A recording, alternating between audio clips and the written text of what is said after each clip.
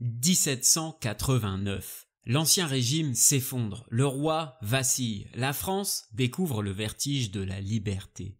Mais très vite, une autre force émerge, plus insaisissable, plus redoutable, celle des mots, des discours, des clubs.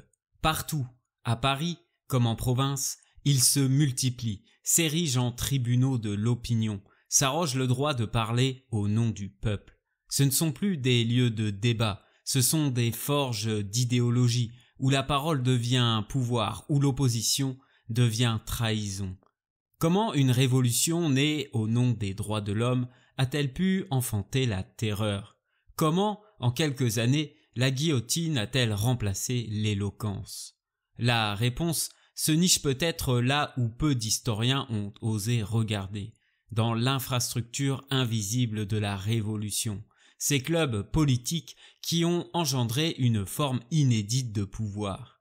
Pour François Furet, ce ne sont pas les circonstances seules qui expliquent la terreur, mais un système intellectuel et social qui, en capturant l'opinion, a produit une dictature sans visage, celle de la vertu, de la transparence et du soupçon.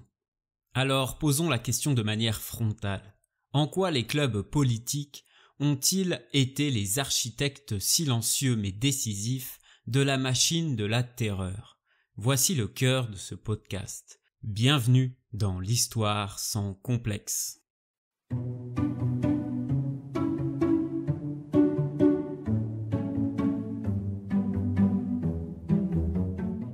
Bien avant les clubs révolutionnaires, la France du XVIIIe siècle connaissait déjà des formes de sociabilité politique informelle, les salons mondains. Ces lieux, souvent dirigés par des femmes influentes, comme Madame Geoffrin, Madame du Deffand ou Madame Necker, rassemblaient philosophes, hommes de lettres, magistrats, nobles et grands bourgeois autour d'un idéal de conversation cultivée. On y débattait de littérature, de philosophie, mais aussi de politique, avec un art subtil de la nuance et de la diplomatie, loin des affrontements idéologiques brutaux à venir. Ces salons jouent un rôle fondamental dans la diffusion des Lumières. C'est là que circulent les idées de Voltaire, Rousseau, Diderot. C'est là que se forge une critique policée mais réelle de l'absolutisme, des privilèges et de la société d'ordre. Par leur capacité à réunir des élites intellectuelles et sociales dans un espace semi-public, ils anticipent sans le vouloir l'émergence d'une opinion publique instruite et exigeante. Ils participent aussi à l'érosion progressive de l'autorité monarchique, non par la violence ou l'agitation, mais par la mise en circulation de valeurs nouvelles, la raison, la tolérance, la souveraineté de la critique. Mais cette sociabilité reste fondamentalement aristocratique. On y entre par naissance, par réseau, par talent, mais rarement en tant que simple citoyen. Elle repose sur un art de la distinction, un code implicite d'exclusion sociale et symbolique. Lorsque la Révolution éclate, ces cercles raffinés autrefois porteurs de modernité deviennent des lieux de méfiance, voire de suspicion politique. Certains hôtes fuient, d'autres se taisent. Quelques rares figures, comme Madame Roland, qui tiendra un salon politique sous la Révolution, tentent de prolonger cette tradition dans un monde devenu instable, où la parole publique a changé de nature. Ainsi, les salons représentent une prémisse élitaire et modérée de la sociabilité politique moderne, mais ils seront largement marginalisés par la dynamique révolutionnaire. Face à l'horizontalité des clubs et à l'urgence des débats populaires, ils apparaissent bientôt comme anachroniques, voire contre-révolutionnaires. Leur effacement marque aussi la fin d'un certain art du dialogue au profit de la polarisation idéologique. Avant même la Révolution, la société française du XVIIIe siècle voit naître des formes de sociabilité nouvelles, plus libres, plus égalitaires, qui annoncent en germe l'effondrement du modèle politique vertical hérité de la monarchie absolue. Dans ce que François Furet appelle la sociabilité démocratique, on assiste à l'émergence d'espaces où la parole circule entre individus égaux hors des cadres institutionnels de l'Ancien Régime. Ce phénomène prend d'abord racine dans les loges maçonniques. Importées d'Angleterre au début du siècle, Elle se multiplie en France à partir des années 1730. Bien que souvent réservée à des élites sociales, nobles éclairés, officiers, avocats, elle se distingue par une pratique nouvelle du débat fondée sur la délibération collective, l'usage d'un langage symbolique commun et la mise en retrait des hiérarchies de naissance. L'intérieur de la loge devient un laboratoire d'égalité où un duc peut dialoguer à égal avec un négociant ou un médecin. Ce sont des lieux de formation à la citoyenneté avant la lettre, et plusieurs figures révolutionnaires majeures comme Barnave ou Condorcet en sont issues. Les cafés jouent un rôle complémentaire et décisif. Lieu de passage, de lecture de journaux, de disputes politiques, ils sont particulièrement actifs dans les grandes villes comme Paris, Lyon ou Marseille. Dès les années 1770-1780, ils deviennent des espaces semi-publics où circulent rumeurs, pamphlets et journaux clandestins. À Paris, le café Procope ou le café de Foy sont connus pour avoir accueilli des débats houleux dès les premières semaines de la Révolution. Le 12 juillet 1789, c'est d'ailleurs Camille Desmoulins, monté sur une chaise au café de Foy, qui appelle le peuple aux armes après la révocation de Necker, une scène fondatrice qui illustre la fusion entre la parole publique et l'action immédiate. Ainsi, entre loge, café, salon, la Révolution a produit un espace politique radicalement nouveau, horizontal dans sa forme, spontané dans son fonctionnement, porteur d'une vision égalitaire de la parole et de l'action.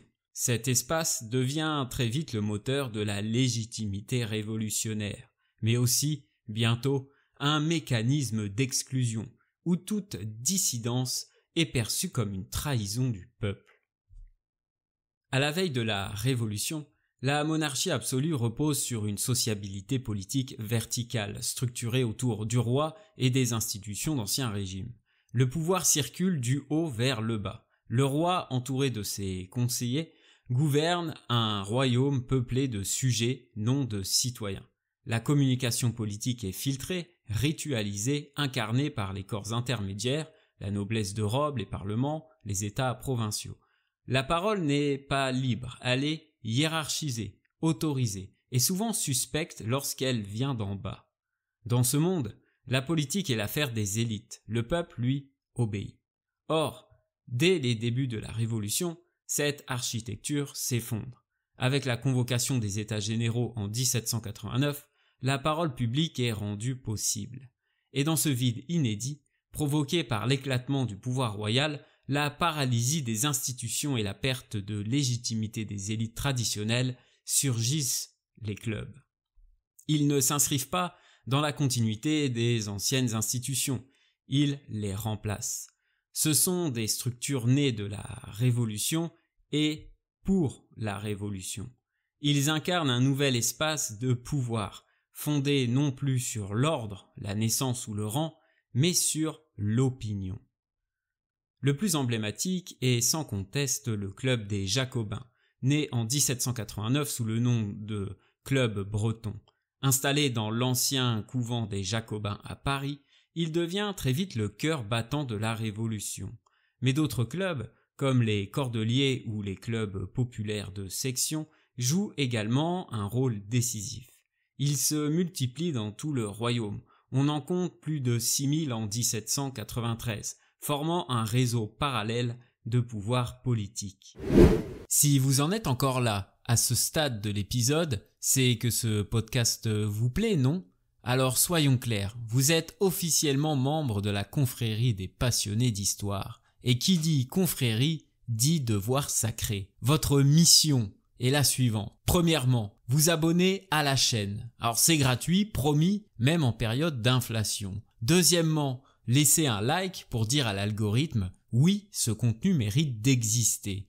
Et troisièmement, un petit commentaire, même un simple smiley ou un tout petit message, c'est tout bête, mais ça change tout pour le référencement. C'est grâce à vous que je peux continuer à raconter ces récits, à faire revivre notre histoire commune. Et franchement, quand je vois vos retours, vos likes, vos abonnements, ça me donne juste envie de creuser encore plus loin. Alors merci d'être là et bonne écoute à vous. Ces clubs rompent frontalement avec la logique de représentation monarchique. Ici, on ne délègue pas, on parle soi-même. Le citoyen y prend la parole, y débat, y vote. À Paris, les sections sont ouvertes à tous ceux qui savent lire, écrire et payer un cens modeste. Ce ne sont plus les ordres de la nation, mais le peuple qui délibère, souvent sans mandat, souvent dans l'impatience, mais toujours au nom de la volonté générale. Par exemple, lors de la chute de la monarchie, avec la prise des Tuileries le 10 août 1792, ce sont les clubs et les sections qui organisent la pression contre l'Assemblée législative, appelant à l'insurrection, accusant les députés de mollesse, de connivence avec l'aristocratie. C'est la rue, nourrie par les clubs, qui fait basculer l'histoire. Plus encore, les clubs redéfinissent la notion même de légitimité politique. Sous l'Ancien Régime, le roi était le garant de la loi et de la justice. Dans les clubs, ce sont des orateurs, souvent jeunes, souvent issus du tiers-état, qui s'autoproclament porte-voix du peuple. Robespierre, Danton, Desmoulins s'y révèlent. La rhétorique y remplace la fonction, la conviction y supplante l'élection. Celui qui parle bien, qui dénonce avec ferveur, devient chef sans titre. Une nouvelle élite née. Non pas de la tradition ou de la naissance, mais de la parole publique, de sa puissance d'entraînement. Cette rupture s'accompagne aussi d'un déplacement du pouvoir réel. Alors que les institutions tentent de survivre, la monarchie constitutionnelle, la législative, ce sont les clubs qui dictent l'agenda, qui imposent les urgences, qui organisent les grandes journées, comme celle du 20 juin ou du 10 août. La hiérarchie monarchique, fondée sur le secret, le droit divin et la permanence, est remplacée par un pouvoir fluide, instable, qui tire sa force de la mobilisation et de l'instant. En somme, les clubs ne sont pas seulement nés d'un changement de régime, ils sont ce changement. Ils sont l'acte de rupture avec un monde ancien, fondé sur la distance et le silence, pour en édifier un nouveau, fondé sur la proximité, la parole et l'exclusion des ennemis du peuple. Leur rôle dans cette transition radicale n'est pas accessoire. Il est constitutif de l'effondrement de la monarchie et de l'émergence d'une nouvelle culture politique. L'un des bouleversements les plus profonds introduits par la Révolution française, telle que l'analyse Furet, est la politisation totale du réel. Dans l'ordre monarchique d'Ancien Régime, le politique était circonscrit. Les décisions venaient d'en haut, le pouvoir était distant, sacralisé, et les conflits sociaux ou économiques pouvaient se traiter dans des cadres non politiques, corporatisme, juridiction locale, intercession religieuse ou seigneuriale. Mais avec 1789, tout entre dans l'arène politique, et ce par nécessité. En abattant les structures d'autorité traditionnelles, la Révolution crée un vide dans lequel chaque question devient affaire d'opinion publique, de souveraineté populaire, de fidélité à la Révolution. La dévaluation d'une monnaie, la pénurie de pain, un vote à l'Assemblée, une rumeur sur un général, une attitude jugée tiède ou ambiguë, tout peut désormais être interprété comme un acte politique, c'est-à-dire comme un acte pour ou contre la Révolution. Ce basculement n'est pas seulement conjoncturel, il est structurel et repose sur un imaginaire révolutionnaire totalisant, que Furet analyse comme une religion politique. Dans ce nouveau régime de pensée, il n'existe plus de sphère privée opposable au collectif. La nation incarne le bien, et tout ce qui s'y oppose ou l'entrave est par définition mauvais. Le doute cesse d'être un droit, il devient une trahison. Prenons l'exemple des Girondins, modérés et partisans d'une république libérale qui refuse la centralisation parisienne et l'élimination des adversaires politiques. Leur divergence, au départ légitime dans une démocratie naissante, est progressivement interprétée comme complicité avec l'ennemi. En 1793, à travers une campagne menée par les Jacobins et relayée dans les clubs et les sections, ils sont accusés de trahir la patrie. La logique est implacable. Parce qu'ils doutent de la légitimité de la terreur, ils sont eux-mêmes désignés comme des traîtres et guillotinés. Ce processus de criminalisation du désaccord prend racine dans le fonctionnement même des clubs révolutionnaires, que Furet relie à travers Augustin Cochin. Ces clubs ne sont pas seulement des lieux d'échange d'idées, mais des structures de captation de l'opinion, où se construit une vision homogène et moralement autoritaire de la vérité. Celui qui dévie est exclu. La parole ne s'évalue plus selon sa cohérence logique ou sa valeur argumentative, mais selon sa conformité à la vérité révolutionnaire du moment. Ainsi, lorsque Danton appelle à arrêter l'escalade de la terreur, il est vite soupçonné d'indulgence puis d'aristocratisme et finalement exécuté lui aussi. Furet insiste, ce n'est pas la terreur qui a dénaturé la révolution, c'est la logique même de la révolution qui contenait la terreur comme un développement possible, voire nécessaire. Car dans ce système, la politique devient un absolu moral. Il n'y a plus de gestion pluraliste du désaccord. Il n'y a que des amis ou des ennemis du peuple. Cette pensée binaire, forgée dans les clubs et diffusée dans les sections, fait que toute divergence devient un complot, toute hésitation un symptôme de trahison. L'expression favorite de Robespierre, les ennemis du peuple, n'a pas besoin de preuves pour s'imposer. Elle repose sur une intuition morale, une lecture idéologique du réel. Ce qu'on fait, ce qu'on dit, ou ce qu'on ne dit pas, devient significatif politiquement. Le silence devient suspect, la neutralité impossible. Furet montre bien que dans cette dynamique, la terreur n'est pas un accident, mais l'aboutissement logique d'un processus où l'horizontalité de la parole produit une verticalité de la vérité. L'une des ruptures fondamentales soulignées par François Furet réside dans la disparition progressive de toute distinction entre la vérité politique, la morale et la légitimité de l'action. Dans l'ordre classique, la politique relevait de l'art de gouverner, du compromis, de l'équilibre des intérêts et des pouvoirs. La Révolution balaie cette tradition, elle moralise radicalement la politique. La Révolution n'est plus une affaire d'administration ou de délibération, mais de rédemption collective. Il ne s'agit pas simplement de réformer l'État, mais de sauver le peuple, de purifier la société, de régénérer l'humanité.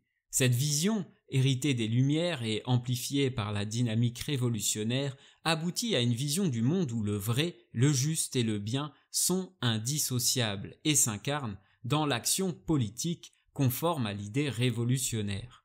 Ce glissement rend impossible toute séparation entre la conviction privée et la norme publique. Il ne suffit pas de respecter la loi, il faut croire en la révolution. Il ne suffit pas d'être neutre, il faut être actif, vertueux, engagé. C'est pourquoi Robespierre parle sans cesse de vertu, non comme disposition morale individuelle, mais comme condition d'appartenance au corps politique. La terreur, dans cette logique, n'est pas l'opposé de la vertu, mais son prolongement nécessaire. La terreur n'est autre chose que la justice prompte, sévère, inflexible. Elle est donc une émanation de la vertu, disait Robespierre. Dans ce contexte, les clubs politiques n'ont pas seulement un rôle mobilisateur ou organisationnel, ils deviennent des lieux de validation morale et politique. L'adhésion à un club ne vaut pas seulement pour sa fonction pratique, c'est-à-dire débattre, s'informer, proposer des actions, mais pour son pouvoir de légitimer l'individu comme citoyen actif et conforme à l'esprit révolutionnaire. Ce pouvoir est double, production de l'opinion et surveillance idéologique. D'une part, les clubs façonnent l'opinion. Ils débattent, mais surtout ils produisent des motions, des pétitions, des proclamations qui sont relayées par les journaux, lus à la tribune de l'Assemblée, affichés dans les rues. Ces textes, souvent adoptés dans l'urgence et par acclamation, donnent une formulation autorisée de ce que pense, entre guillemets, le peuple. En réalité, ils traduisent ce que les clubs veulent que le peuple pense. Ainsi, l'opinion publique cesse d'être une donnée empirique ou sociologique, elle devient une création politique performative émise par des organes d'autodésignation. D'autre part, les clubs opèrent un contrôle symbolique et social. Être membre d'un club, ou ne pas l'être, devient un critère de fiabilité politique. La fréquentation assidue, la prise de parole régulière, la pureté rhétorique des interventions deviennent des marqueurs de loyauté. À l'inverse, l'absence, le silence ou la tiédeur sont vite perçus comme des signes d'indifférence, voire de duplicité. Ce climat transforme les clubs en institutions morales, où l'on ne débat pas pour convaincre, mais pour affirmer sa conformité à la vérité révolutionnaire. Un club célèbre, comme les Jacobins, fonctionne à la manière d'un concile laïque. Il produit des dogmes politiques, comme la nécessité de la terreur, la guerre aux factions, l'unité nationale, et excommunie ceux qui s'en écartent. L'exclusion d'un membre n'est jamais anodine, elle précède souvent l'arrestation, voire l'exécution. Cette fonction s'étend à l'ensemble de la société par les sections qui relaient dans chaque quartier les normes produites dans les clubs centraux. L'adhésion idéologique devient un rite de citoyenneté et la surveillance mutuelle un devoir civique. C'est ainsi que se construit selon Furet un nouveau type de régime, non pas une dictature imposée par un appareil militaire ou administratif, mais une hégémonie fondée sur la maîtrise de l'opinion et la fabrication du consensus idéologique.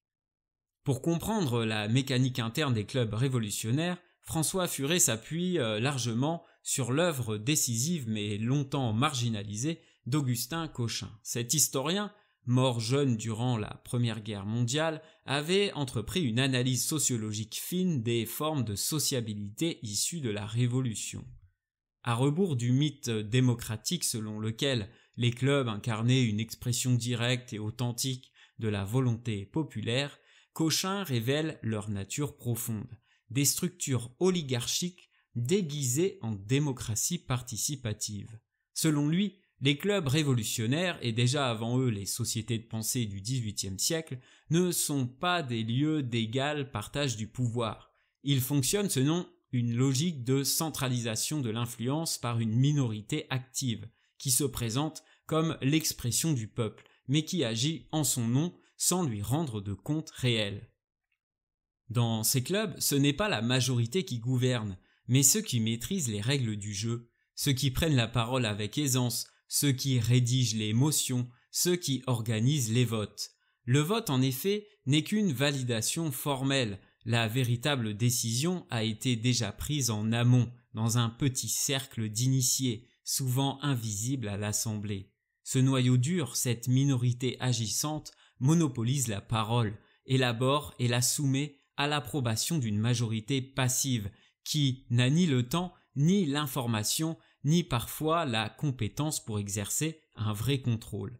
La démocratie des clubs est donc une démocratie d'apparence, structurée en fait comme une oligarchie masquée. Ce phénomène se reproduit dans toutes les échelles du club, depuis le comité directeur du club des Jacobins jusqu'aux sections de quartier. Les meneurs apparaissent comme les représentants du peuple, mais ne tiennent leur autorité que de leur capacité à maîtriser les codes du débat révolutionnaire, à incarner la pureté idéologique et à désigner efficacement les ennemis du moment. L'ironie soulignée par Furet, en relisant Cochin, est que ces clubs, censés abolir les hiérarchies de l'Ancien Régime, en recréent de nouvelles, bien plus sournoises. Ce ne sont plus des hiérarchies fondées sur la naissance, mais sur la rhétorique, la conformité idéologique et l'activisme militant. L'oligarchie ne se dit plus, elle se dissimule derrière la fiction du peuple en assemblée. La mécanique des clubs mène à une fermeture progressive du débat. Ceux qui s'opposent à la ligne dominante sont marginalisés puis exclus. Les Jacobins, en 1793, vont jusqu'à établir un système d'épuration interne, où la moindre critique est assimilée à une trahison.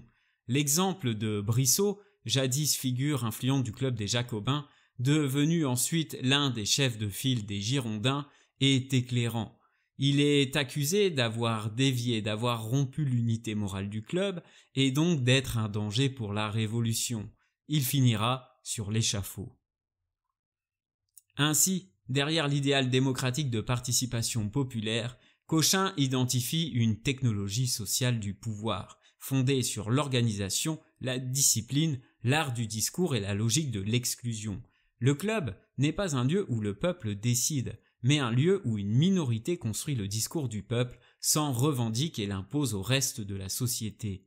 Pour Furet, cette lecture est essentielle pour comprendre la terreur non comme accident, mais comme issue quasi nécessaire d'un système de pouvoir reposant sur la centralisation idéologique, la paranoïa politique et la concentration des leviers d'influence dans des structures faussement égalitaires.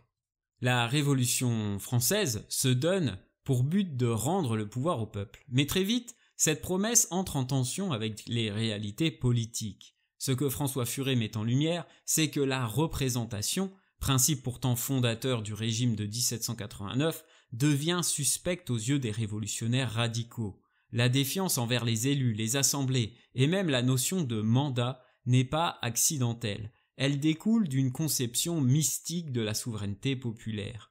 Au lieu d'une démocratie représentative organisée autour d'élections libres et de délibérations pluralistes, c'est une fiction de démocratie directe qui s'impose, portée par les clubs, les sections et surtout les jacobins.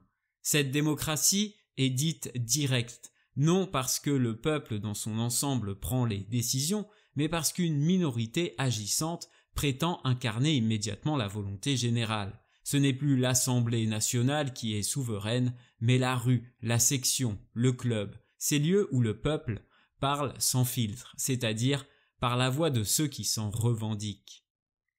Cette logique aboutit à une contradiction redoutable. Le peuple réel, complexe, pluriel, silencieux parfois, est évacué au profit d'un peuple idéal, homogène, toujours mobilisé, toujours d'accord avec la ligne révolutionnaire.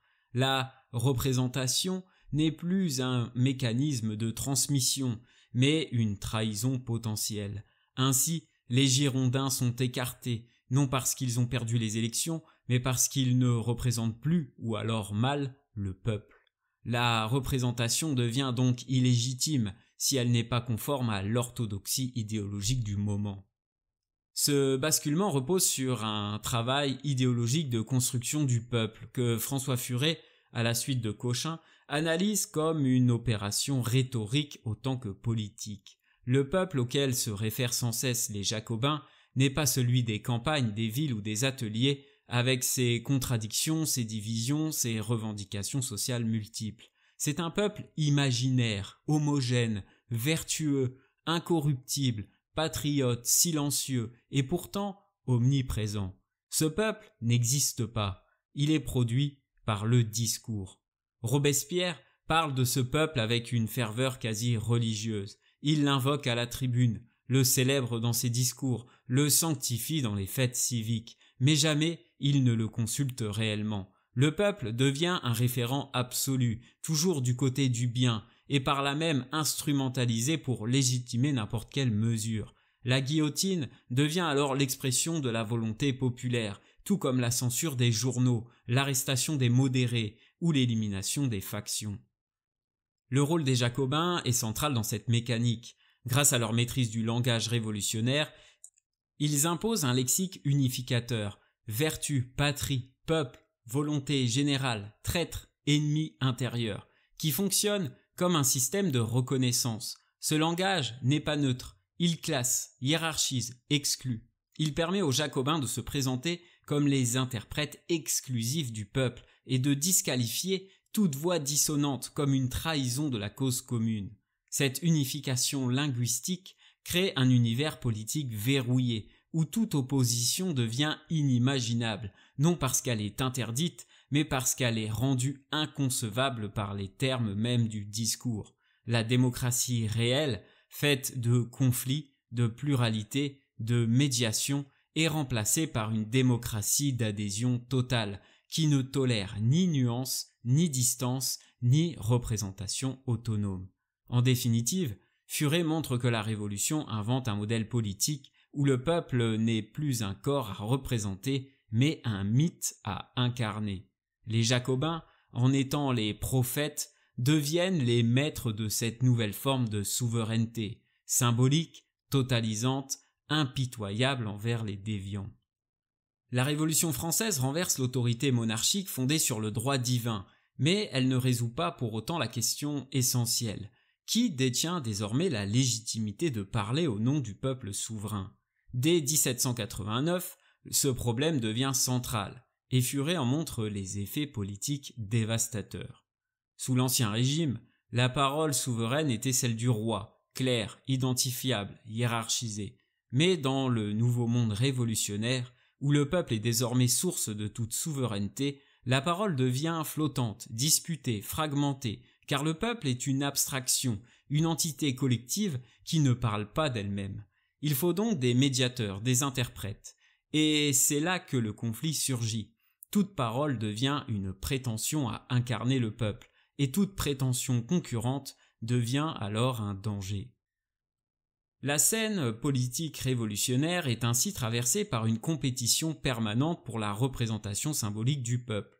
Les assemblées, la constituante, la législative, la convention, prétendent l'incarner par le suffrage, mais elles sont contestées par les clubs, les sections, les tribunes populaires qui s'affirment comme des expressions plus directes, plus authentiques du sentiment populaire.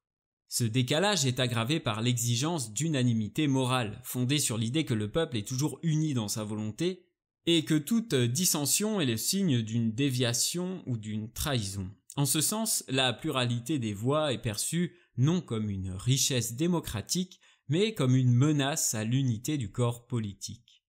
Le cas de la Convention nationale est exemplaire. Émanation du suffrage universel masculin, elle devrait être le lieu par excellence de la représentation populaire. Mais elle est constamment attaquée, non pas pour son illégitimité formelle, mais parce que d'autres instances prétendent parler mieux qu'elle au nom du peuple. Les Jacobins, les clubs de quartier, les orateurs charismatiques, les comités révolutionnaires. C'est cette multiplicité de prétendants à la parole populaire qui crée une instabilité permanente, une défiance généralisée et finalement une concentration autoritaire du pouvoir. Robespierre en particulier incarne cette tension.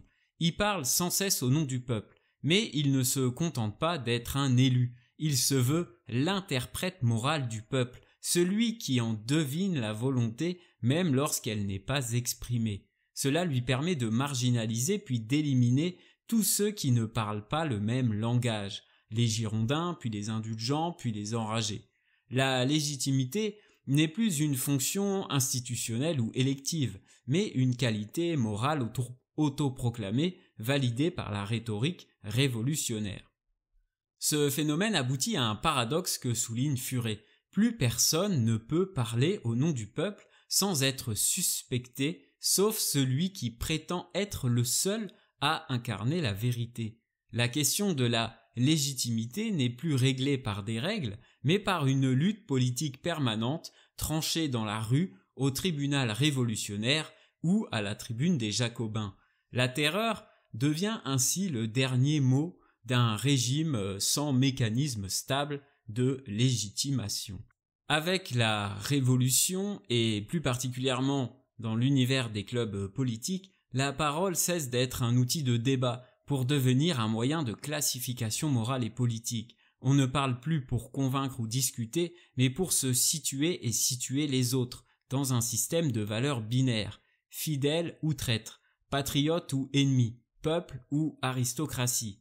Furet, à travers Cochin et sa lecture des mécanismes révolutionnaires, insiste sur cette mutation.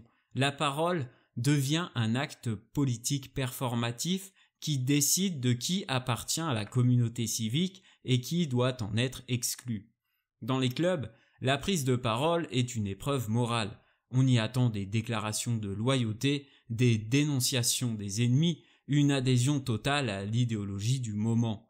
Le silence, l'ambiguïté, la nuance deviennent suspects. C'est dans le discours que se mesure la vertu, non dans les actes seuls.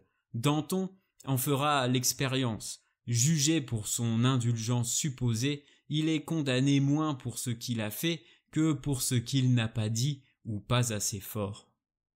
Ces prises de parole fonctionnent comme des rituels de purification idéologique où chacun est sommé de démontrer sa fidélité à la Révolution, quitte à dénoncer ses amis, ses voisins ou ses anciens camarades de lutte. Dans ce système, la parole n'est pas libre, elle est attendue, normée, surveillée et surtout, elle produit des conséquences. Un mot mal placé peut conduire à l'exclusion du club, qui précède souvent l'arrestation, voire la guillotine. Ce climat verbal de suspicion est alimenté et structuré par un récit puissant et mobilisateur, celui du complot aristocratique. Dès les premières semaines de la Révolution, une rumeur persiste. Les nobles, les prêtres réfractaires, les émigrés, les ennemis de l'intérieur manœuvraient pour écraser la Révolution. Cette idée, relayée dans les pamphlets, les journaux, les motions de club, devient rapidement un cadre d'analyse quasi automatique de tout événement négatif. François Furet insiste sur la puissance de ce discours du complot, non comme simple peur populaire, mais comme dispositif d'explication totale.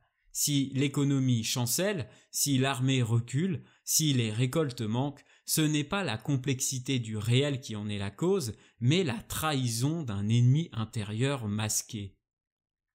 Le complot devient le moteur de la vigilance révolutionnaire, une source inépuisable de mobilisation et une justification sans fin pour les purges. Les clubs jouent ici un rôle de caisse de résonance, c'est en leur sein que se formulent les accusations, que se rédigent les pétitions contre les traites, que s'organisent les campagnes de délation. Le vocabulaire est figé, on parle d'ennemis du peuple, de traîtres à la patrie, de conspirateurs. Ces termes, devenus des étiquettes absolues, bloquent toute défense rationnelle. Le suspect est présumé coupable par sa position, son passé ou son absence de ferveur. Ce discours du complot aristocratique n'est pas passager, il est structurellement nécessaire à la dynamique révolutionnaire. En désignant en permanence des ennemis, il justifie la concentration du pouvoir, la suspension des droits et surtout l'intensification de la terreur. Robespierre l'exprime clairement dans ses discours de 1793. Tant que le complot persiste, la République ne peut être indulgente. La terreur, loin d'être un dérapage brutal, apparaît alors comme l'issue logique d'un système discursif où le langage politique produit ses propres cibles, où la vertu est définie par la dénonciation et où la parole ne révèle pas le réel, mais le redessine en fonction d'un scénario de lutte permanente entre la Révolution et ses ennemis. Dans le processus révolutionnaire, chaque groupe organisé, chaque club, chaque faction se présente non comme une opinion parmi d'autres, mais comme la seule voix légitime du peuple. Cette prétention exclusive à représenter la souveraineté populaire rend toute cohabitation politique instable voire impossible. Un exemple particulièrement révélateur est celui de la rivalité entre les Girondins et les Montagnards. Les premiers, influents en 1792, se veulent les garants d'une république modérée, décentralisée, légale. Les seconds, emmenés par Robespierre, Danton et Marat, revendiquent l'urgence, la centralisation et la vertu militante. Très vite, les Girondins ne sont plus perçus comme des adversaires politiques, mais comme des traîtres à la Révolution, parce qu'ils osent critiquer la pression des clubs ou des sans-culottes parisiens. En mai-juin 1793, cette logique d'exclusion culmine avec la mise en accusation et l'arrestation des principaux chefs girondins. L'Assemblée est mise sous pression par les sections parisiennes qui se présentent elles aussi comme l'incarnation du peuple véritable. Le débat est clos par la force. Il en va de même pour d'autres factions. Les enragés, emmenés par Jacques Roux, sont éliminés en 1793 malgré leur ferveur révolutionnaire. Pourquoi ? Parce qu'ils osent accuser le gouvernement montagnard de trahir les intérêts populaires en refusant la nationalisation des biens des riches et une économie dirigée. Leur radicalisme, pourtant issu du même discours que celui des Jacobins, devient insupportable dès qu'ils contestent leur autorité. Roux sera poussé au suicide. Hébert et les Cordeliers, qui avaient eux aussi contribué à la chute des Girondins, seront à leur tour exécutés en mars 1794, victimes d'un nouveau tour de vis idéologique. Chaque club ou faction fonctionne ainsi selon une logique d'exclusivité morale. Celui qui parle au nom du peuple ne peut tolérer que d'autres en fassent autant, car cela reviendrait à relativiser sa propre légitimité. Le champ politique devient un espace de polarisation violente sans médiation possible. Ce climat d'exclusion générale alimente une spirale de surenchère idéologique où l'on ne peut exister qu'en étant plus pur, plus radical, plus révolutionnaire que les autres. Furet insiste, ce n'est pas une pathologie du système, mais c'est son moteur interne. Chaque prise de position doit surpasser la précédente en intransigeance. Chaque acte de loyauté envers la Révolution doit s'accompagner d'une dénonciation plus vive des ennemis de l'intérieur. On ne défend pas la République, on la purifie sans cesse de ces éléments jugés tièdes ou corrompus. C'est cette logique qui rend toute position intermédiaire ou modérée intenable politiquement et suspecte moralement. Le cas de Danton est emblématique. Après avoir été l'un des acteurs décisifs de la chute de la monarchie et de la création de la République, il appelle, en 1794, à clore la Révolution, à apaiser la terreur. Mais ce simple appel à la modération suffit à le faire basculer dans le camp des contre-révolutionnaires. Robespierre l'accuse de pactiser avec les indulgents, puis de conspirer. Il est exécuté en avril 1794, quelques semaines seulement avant son propre bourreau. La surenchère idéologique devient donc une nécrophagie politique, où chaque faction alimente sa légitimité en détruisant celle de ses voisins. La révolution se consume elle-même dans cette quête impossible de pureté, dans un mouvement sans fin de radicalisation qui ne peut s'interrompre sans provoquer une crise de légitimité. Dans ce chaos où tout groupe prétend parler au nom du peuple, une figure émerge comme point de convergence, Maximilien Robespierre. Il n'est ni le chef officiel de l'État, ni celui d'un parti au sens moderne, mais il incarne la synthèse symbolique du peuple, les clubs et du pouvoir central. Robespierre est présent aux Jacobins, où il exerce un ascendant rhétorique écrasant. Il est en lien constant avec les sections parisiennes qu'il nourrit de discours et d'orientations idéologiques, et il domine de plus en plus le comité de salut public, c'est-à-dire l'organe exécutif de la République. Cette triple position lui permet de faire fusionner parole militante et autorité politique. Il n'est pas un médiateur entre le peuple et l'État, il est la révolution personnifiée. Ce rôle central fait de lui une figure unique, mais aussi éphémère. Il tire sa force de sa capacité à incarner l'idéal révolutionnaire, mais dès que ce mythe commence à se fissurer, dès que les sections hésitent, que les Jacobins doutent, que le comité se divise, Robespierre perd d'un coup l'ensemble de ses soutiens. Le 9 Thermidor, le 27 juillet 1794, il est renversé sans procès par ceux-là même qui, hier, voyaient en lui l'âme de la République. Ainsi s'achève cette tentative de confondre la parole, le peuple et l'État dans une même figure. La terreur meurt avec Robespierre, mais le rêve d'une démocratie fondée sur une vérité unique et incarnée laisse une trace durable dans la culture politique française. L'interprétation traditionnelle de la terreur l'explique comme une réaction aux menaces extérieures.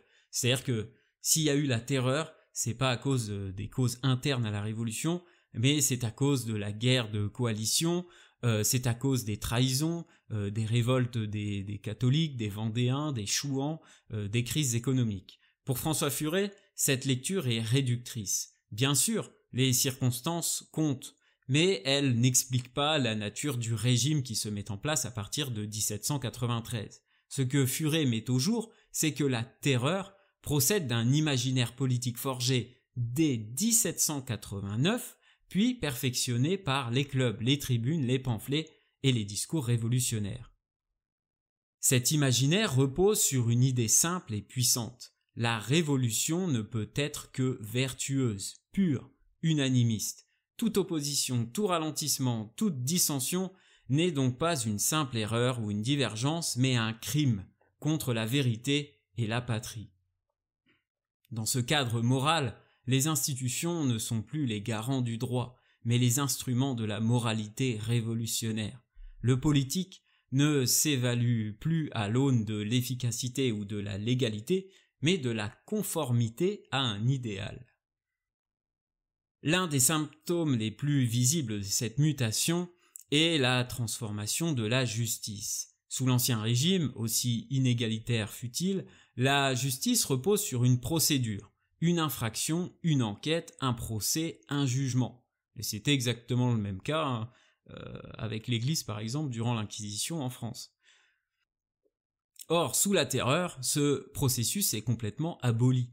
Le tribunal révolutionnaire, mis en place en mars 1793, ne juge pas des faits, mais des intentions, et il ne défend pas l'accusé, mais la révolution. L'accusé n'a pas à prouver son innocence, il doit démontrer sa fidélité idéologique. La justice devient ainsi un théâtre de la pureté révolutionnaire, dans lequel les verdicts sont souvent prononcés d'avance. La preuve n'est plus nécessaire, le soupçon, la réputation, l'appartenance à un camp suffisent. Comme l'écrivait Saint-Just, on ne peut régner innocemment. De la même manière, on ne peut vivre dans la République sans se montrer activement vertueux. Cette logique mène à une inversion complète du rôle de la loi. Le droit n'est plus un rempart contre l'arbitraire, mais un outil d'exécution de la volonté générale. Le crime, ce n'est plus ce que la loi interdit, c'est ce que la révolution ne peut tolérer. Ainsi, la légitimité idéologique remplace la légalité. Celui qui pense juste est au-dessus des lois, celui qui doute est en dehors de la République. Dans ce régime idéologique, les clubs jouent un rôle central. Ils sont les amplificateurs du discours de la terreur et les instruments de sa légitimation populaire. Ce ne sont pas de simples relais du pouvoir jacobin, ce sont des acteurs actifs, des co-auteurs du régime de violence légitimé. Les clubs, et surtout les jacobins, accueillent, valident, acclament les grands discours de Robespierre, de Saint-Just de Barrère, les applaudissent, font office de plébiscite. Une motion adoptée aux jacobins peut précipiter un décret à la Convention, une dénonciation formulée en section peut provoquer une arrestation. Le club n'est plus un lieu de débat, il est devenu un organe de filtrage, de sélection et de dénonciation. Le plus frappant est que cette dynamique se produit sans coercition directe. La terreur n'est pas imposée à un peuple passif, elle est intégrée dans les pratiques et les convictions d'une large frange militante. Le club devient la chambre d'écho où s'élabore la norme révolutionnaire, où les campagnes de délégitimation prennent naissance, où se forge l'opinion qui légitime l'élimination des traîtres successifs. D'abord les royalistes, puis les girondins, ensuite les indulgents, enfin les ultra-révolutionnaires eux-mêmes. Ce cercle autoréférentiel n'a pas besoin de preuves ni de débats. Il fonctionne sur la répétition des dogmes, la purification idéologique et la réaffirmation constante de la vertu comme condition d'appartenance au corps politique. Ainsi, la terreur devient une conséquence logique d'un système politique fondé sur la parole sanctifiée, la surveillance morale et l'impossibilité structurelle de tolérer la pluralité. Alors, que retenir de tout cela? Premièrement, les clubs révolutionnaires sont bien plus que des lieux de parole. Ce sont des machines à produire de l'idéologie et à imposer une vision du monde. Deuxièmement, ils structurent une démocratie sans aucune médiation, où chaque voix prétend incarner le peuple, excluant toute opposition comme illégitime. Troisièmement, la terreur est l'aboutissement logique de ce système, une justice fondée non sur le droit, mais sur la conformité idéologique. Et si, derrière la chute de la monarchie, la vraie fracture de 1789 résidait dans l'impossibilité du compromis, une révolution qui a fondé une tradition politique française où le dialogue cède trop souvent à la place à l'anathème et où la recherche de consensus est perçue comme une trahison plutôt qu'une vertu. Ceci peut expliquer largement pourquoi notre système politique est toujours marqué par de fortes dissensions entre les différents partis, contrairement à d'autres pays où il est beaucoup plus simple de trouver et de chercher des compromis avec des opposants politiques. Merci d'avoir écouté jusqu'au bout. Si cet épisode vous a plu, n'oubliez pas de vous abonner, de liker et de laisser un petit commentaire. Ça change vraiment tout au niveau du référencement et du placement de mes podcasts dans l'algorithme. Encore merci et à très bientôt pour de nouveaux podcasts.